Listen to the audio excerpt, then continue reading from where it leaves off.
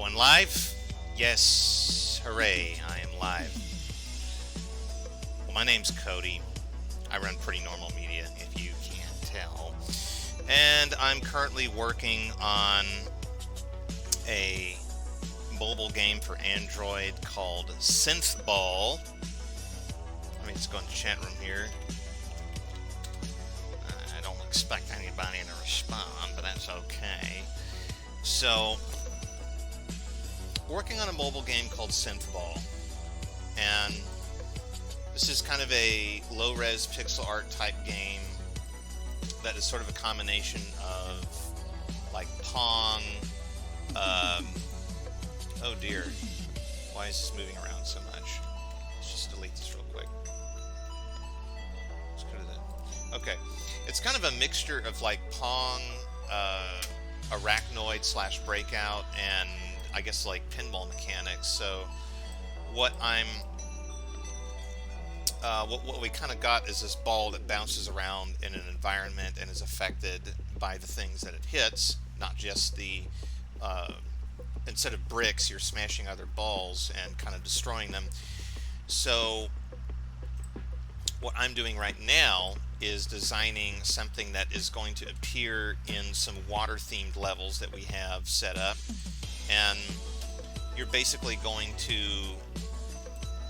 if you come into contact with this jellyfish, like if the player ball hits it, what's going to happen is you're going to cause this electric shock, which can destroy a few random surrounding balls in the area.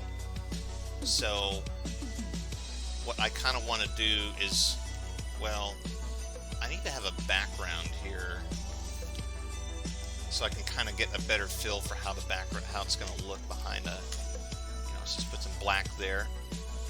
So what I'm going to do here is I'm going to go to a new layer, and I'm going to create this sort of electricity animation. And right now, if you kind of look at it, we just got this floating jellyfish here. It's just 5 frames, which I actually kind of have the motion kind of messed up on here. It's supposed to go got 5, 6, and then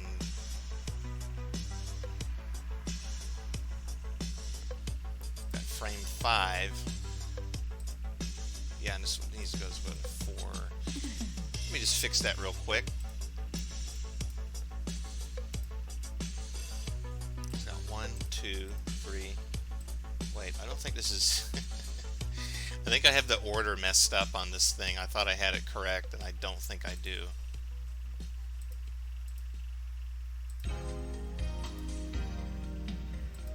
Oh, is that frame 1? So it was. Yep, I think I had it messed up. So this is frame 1. Basically, this is the idle animation of the jellyfish, and what I want to do is, as I create this animation, I want this reference here so that I'll know how the animation looks composited with the jellyfish. But this is actually going to be a separate thing once it's finished. The jellyfish is not going to be part of this animation because it's going to be a separate sprite in the game. So this is kind of just me using this for a reference, and I had the actual position of the frames kind of messed up. So yeah, let's just take away these 2 here, and I think this should give me, there we go, that's actually how it's supposed to look. So for simplicity's sake, I was planning to make the animation the same number of frames as this loop, which is 8 frames. Now, this palette here is actually the NES palette. This is the full range of colors the NES can produce. And it's a fairly limited palette, and sometimes it can be very ineffective, but for some reason I just really like it. I just really like how it looks, and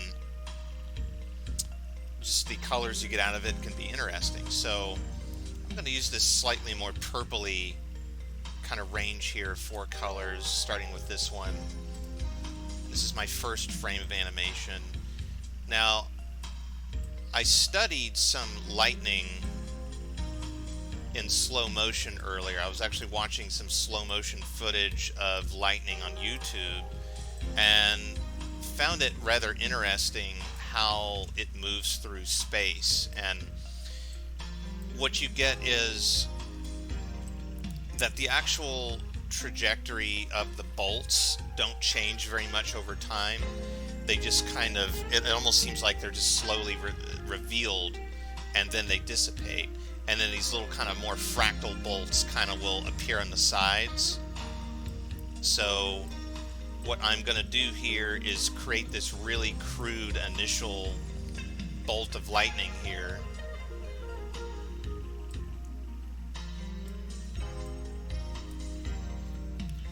And through these 8 frames of animation, I'm going to have this slowly reveal, and then the last couple frames are going to be like the fractals, which will then very quickly disappear. So this is going to be like a really rapid fire animation. So I think that 8 frames is definitely enough. So if you see how it looks, that's a good start, but now I need to just go ahead and start cleaning these pixels up. And I'm going to put the second color kind of on the edge here. And so this is the really tedious part, where we have this kind of outline going on, and I just want it to be as clean of a graphic as possible. And so it's kind of like I'm almost sort of, well, I am, it's not almost, I definitely am doing this animation in reverse, because this is actually kind of like what the final frame is going to look like. And it's, I think it would be harder to actually animate it the other way around, because I wouldn't really know where the animation was going in terms of the direction of the bolts. Here I'm very quickly and very rapidly defining the bolt direction, the direction of all these different electric charges. And this gets tedious, you know. It definitely is, you know, something that when you're doing pixel art, especially at lower resolutions like this, you really don't want to be sloppy. You want to design your graphics to make very careful use of each and every single pixel. So even though I kind of laid out the bolts very kind of freeform within a couple of minutes, it's going to take much longer to actually clean up the graphic afterward. And this is something I'm starting to kind of get used to, which is that sometimes you develop graphics which the initial art might not actually take you that long, but then the digital cleanup process might take several times as long as the initial art did. And this is definitely a case where I made the initial art in a couple of minutes, really, and this cleanup process is going to be pretty extensive. Now, I could try making it faster by putting like a stroke around it, but that's not particularly effective because I'm not trying to do this anti-aliasing effect. I want it to just be that one solid color. An outer glow, now I'm starting to wonder if maybe an outer glow could accomplish the same thing if we take the size down to 1 and make this, actually, yeah, but see, again, that's not the desired effect. I don't want, the pixels are actually too chunky there, so this is going to have to be handled manually. And I imagine that maybe in the near term, in the next few years, we might develop algorithms that can do what I'm doing automatically. But for now, it's having to be handled purely, completely by hand, pixel by pixel, and it takes some patience. Definitely takes some patience. I'm just going to check my window here, the live control room, and yep, there's nobody in the chat. Let's see if anyone's actually watching. No one's watching. I see. That's fine. Sometimes I get a little lonely because I haven't done a whole lot of live streams, but so I don't expect a bunch of people to flock to it. But sometimes I will do live streams and I'll check back and see that nobody's like on there, and the entire time that I'm like streaming, and it's like, well, you just gotta keep doing it. Maybe at some point people pay attention. So let's just keep filling in these pixels. There's really nothing else to say about that other than you just got to spend a lot of tedious time filling in those pixels. So, and I'm having to kind of make split-second decisions as I do this, because obviously, because some of these pixels are a bit chunkier than other pixels, some of them are kind of on the outside of the bolt, and then some of them I'm covering up pixels that I don't want to be part of like the inner part of the bolt.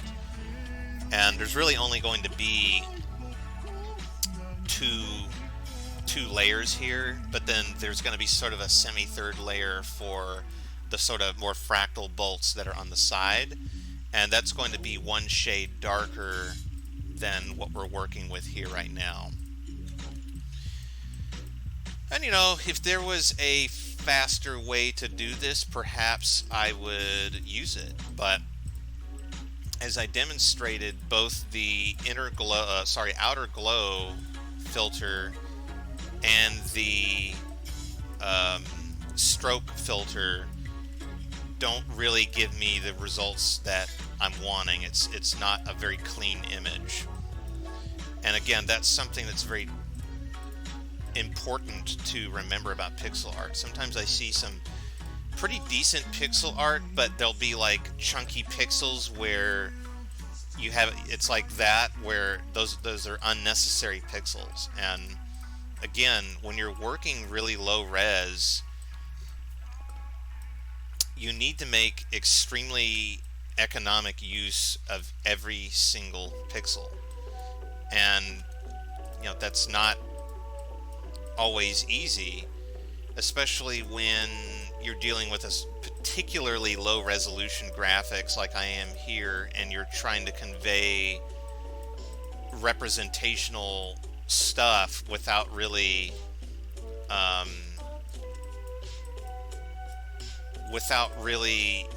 being able to necessarily make it realistic, because this is obviously a very kind of almost symbolic cartoon representation of electricity, but I don't want people to get confused. I want them to be very aware that this is clearly electricity. So there's an interesting challenge in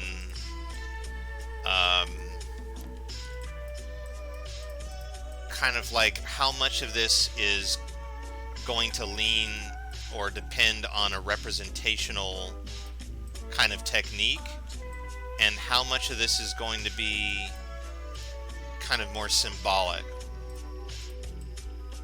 And there's a point at which you transcend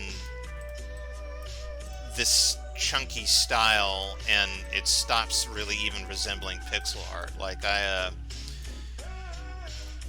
I frequent a subreddit called, there's one called Pixel Art, and there's another one called Animated Pixel Art, and I like to check those out, not only to praise other artists and try to give them, encouragement and say like, hey, that looks pretty cool, or maybe even suggest like how they could improve a design that could use a little work. But sometimes I see people posting on there and the artwork is so detailed and has so many colors that it effectively stops resembling pixel art. And I don't know if you can scientifically deduce or quantify exactly when this occurs, but it's pretty clear to me that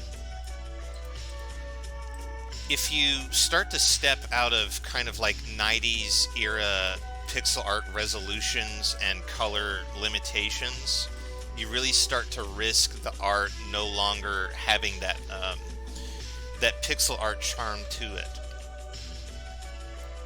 you know. And it's not exactly clear when exactly does this happen, but it does happen. And I would say if I were to try to choose a number and a resolution, I would say that well, in the 90s, you know, there was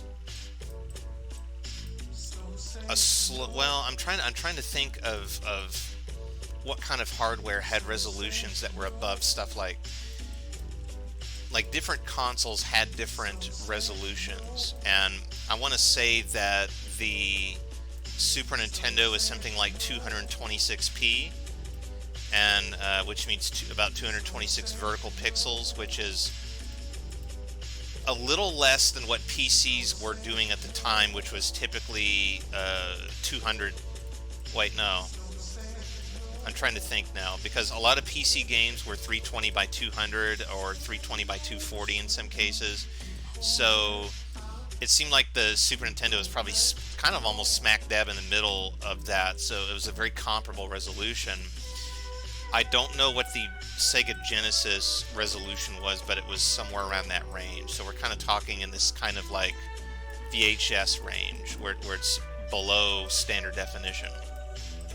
At the same time, though, standard definition, which is considered 480p, 480 vertical pixels, there were PC games already achieving that at the time in the early 90s, and of course, as the decade went on, that became more and more of a thing, where more and more games were being released with a 640 by 480 resolution or higher. And there was still pixel art being done at that time, but I think that that's probably as high res as you want to get. Like, one thing that comes to mind as far as that resolution and effective pixel art would be something like, say, the Metal Slug games, which I believe were at a standard resolution, maybe even higher, somewhere around there. Definitely higher than the Super Nintendo, because you couldn't do that game on SNES. The graphics were too high res and too detailed. But that's probably around at the limit, because the pixel art in the Metal Slug games is some of the most beautiful I've ever seen for that style. But if you were to go higher resolution and higher color than that, I don't think the artwork would be very compelling. And, you know, at that time in 1996, that's what the limitations were of those kind of arcade cabinets. So it was partly a stylistic choice, since they may have been able to do, you know, 3D games were certainly already a thing at that time. But definitely it was also a hardware limitation, and that can produce really beautiful results, whereas I'm imposing limitations on myself in order to create artwork that looks like it would have been from that era. So, you know, that's why I'm using the NES palette, because with only 4 shades of this purple that I can use, I feel that it gives me a lot to work with in terms of keeping the image really just keeping the image really clean and consistent, because, you know, that's one of those things I was saying is like transcendent. Use too many colors and you just start to lose the fidelity, or rather the lack of fidelity. You know, the whole idea of resolution is that the perceived distance between two objects is what resolution is about. Like, can you resolve, you know, the details between these two very close objects? And the lower resolution you are, the less you're able to resolve those details. And, you know, we were starting to move away from pixel art and low-res stuff in the 90s and 2000s, but now it's become hip again to make games like that and to make graphics like that. Yep, so still nobody watching. Okay. What are you gonna do? Guess just kind of talking to myself. What's interesting is that we're now at a point that we have. Let's see, look at that right there. Let's kind of switch to this color here. There we go. Trying to make sure all the pixels look the way I want them to. And maybe some of that can be a bit OCD-ish, but sometimes I think that can be a good thing when you're trying to make the art as professional and as perfect as you can. And I don't necessarily care about perfection so much as I just want it to look the way I had intended, and if it isn't exactly there, that's okay, but if it's really close, that's good. And a lot of times with the art I've been doing lately, I have been able to get a lot of times exactly the results that I was looking for. Now,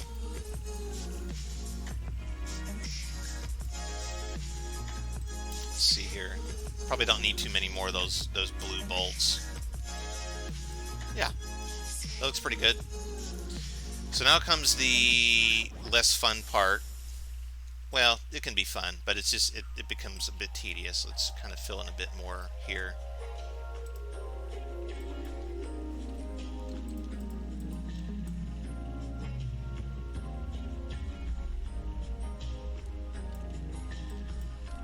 Kind of fill those in.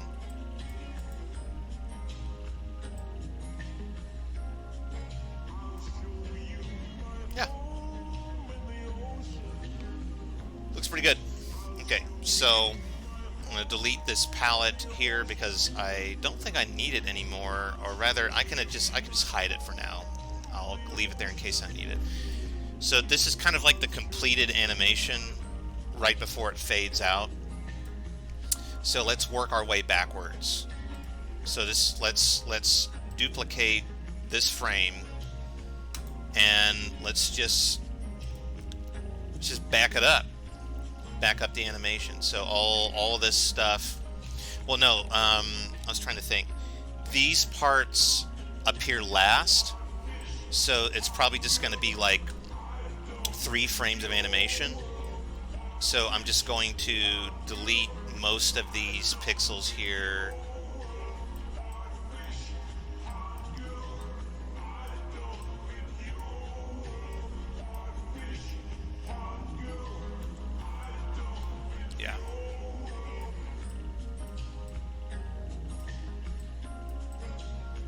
And in some cases, very few pixels will actually be eliminated because some of these little fractal kind of branches are so small. But I got to make sure that that they're all kind of reduced in size, or the effect won't look very consistent, you know. So I got most of these.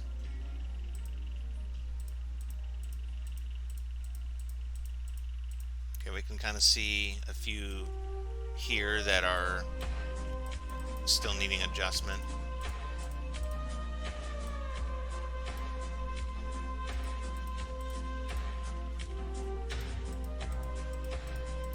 So are there any of these that I have not reduced in size? Kind of looks like they've all been all been shrunken a little bit. Okay. So now we can take this one and reduce it further to the first frame in which they appear. So really cutting off these branches, really reducing them to a very small space.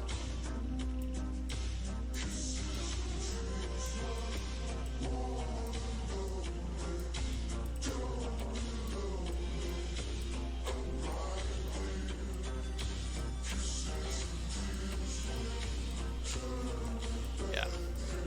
So just kind of going in, see if how far do these get reduced. So there's a few of these I didn't touch right there.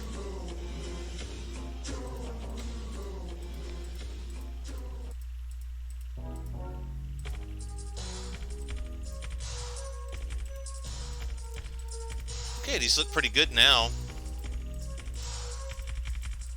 I think all of them have been reduced. So it's kind of like bam. It's like bam, bam, bam. So the frame before this will not have any of these pixels, and we can just literally select all of them. I can deselect contiguous, and that just means that when you don't have it selected, there's no contingency on which pixels are selected. So,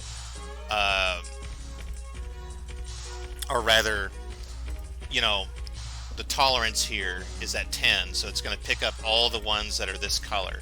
When you have the contiguous box marked, it only selects the immediate colors that are in that area according to the tolerance. So I'm going to deselect it, and then I can just get rid of all these at once. So now it goes 1, 2, 3, 4, and that looks pretty good. But now I'm going to reduce the lightning bolts, and so that's also going to be like a 3-frame animation. So it's going to be that's 3, so this is going to be 2, and we're just really going to just significantly reduce the animation here.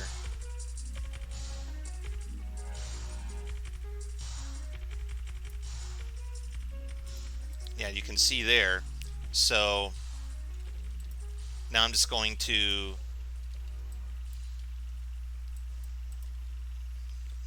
make that a little smaller, fill in these gaps here, and basically add and remove a few pixels that help make this image look cleaner.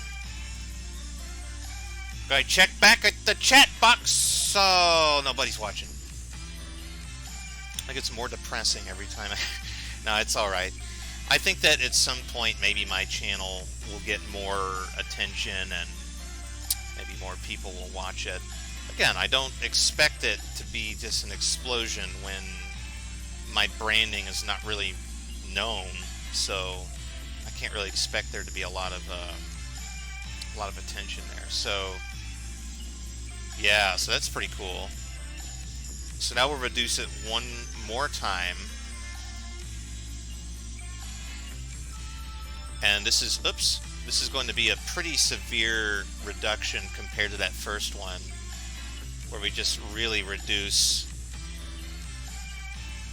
the size here.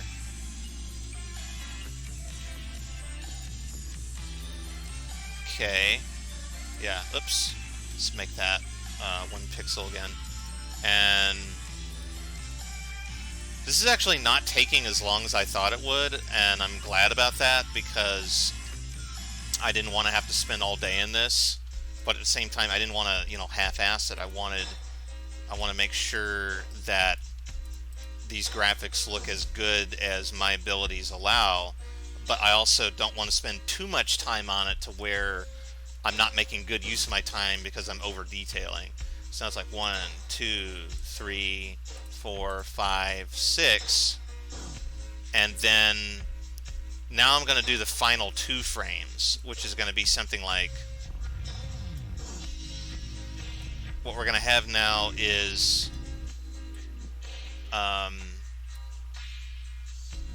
let's see here.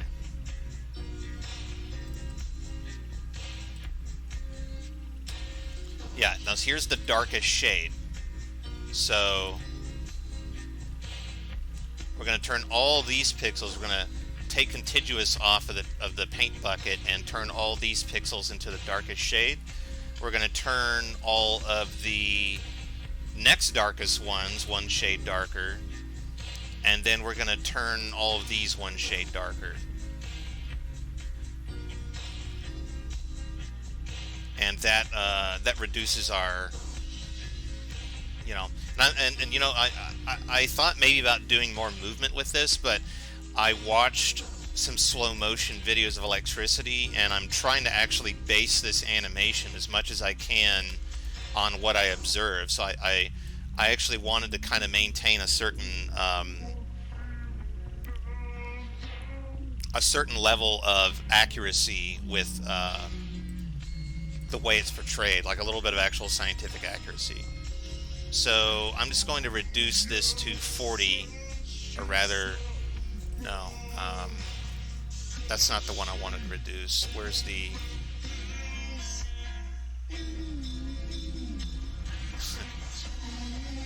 I'm trying to think of which... So I did... Oh, okay, so it was that color. Okay. Let's go from 74. Which one is that? Oh, that's 74. Let's change that to half of that, which is going to be about, well, 35. Half of 70 is 35, so 72 would be 30. So it'd be 37. Yeah. So let's make all of these this new shade, and it's not on this palette, but I'm using it here because I want to have one shade darker. We'll make all of these one shade darker. Then we'll make all that one shade darker. So now it's like bam, bam, 1, 2, 1, 2, and then we'll do one final frame, which now reduces this to the darkest color and this one to the next darkest. And on top of that, I think I'm going to do a little bit of transparency effect here as well, because these last 3 frames are, you know, the bolts kind of dying out. So I'm going to put this one at 75%, this one at 50, and this one at 25, and then that's the final frame. So now I can remove this one, and here's what our animation should hopefully look like. We got the first frame where we've got the jellyfish there, and the first frame of the electricity that's being shot out from it. And I thought about maybe, should I have this behind or in front of the jellyfish? And I kind of like the idea that it's in front of it. It's like it makes it more direct. So we got that first frame there. We got frame 2. So now I'm going to go to the next frame. We got frame 3. Next frame, 1, 2, 3, 4. Got to go up one more. 5.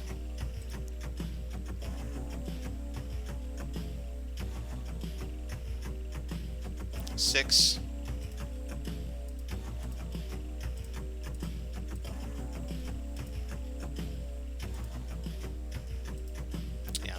7 there.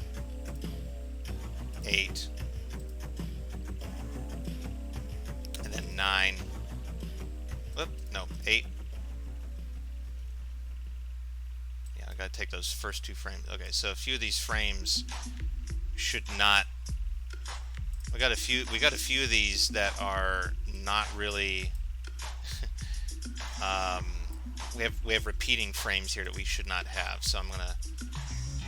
1, 2, 3, 4, 5, 6, 7, 8. We don't even have the,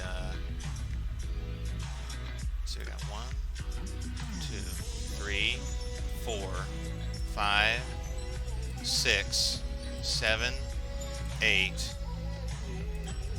And we'll need one more frame to represent this last part of the, oops, one more frame to represent the last part of this. So we're also seeing that right here, we need to stop adding this extra frame in these, right here, or extra layer, I mean. And on frame 9 here, we're back at 1. And yeah, it does repeat, like 9 and 1 have the same frame for the jellyfish, but that's okay because in game, the jellyfish is going to be a separate sprite than the electricity. I'm just doing this in here to demonstrate how to look, both to you, the audience, and to myself.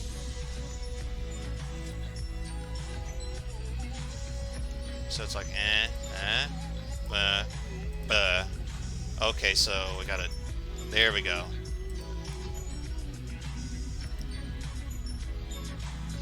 Wow, that's kind of cool. And you don't really notice that the frame repeats because the jellyfish is behind it.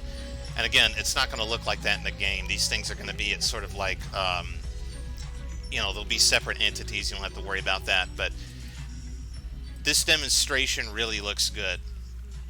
This is pretty much exactly what I was trying to do. The lightning bolts are maybe thicker than I expected, but they'll be very visible. And I'm really pleased with how they look. Oh man, that is cool. Especially the fade out. Yeah, cool stuff.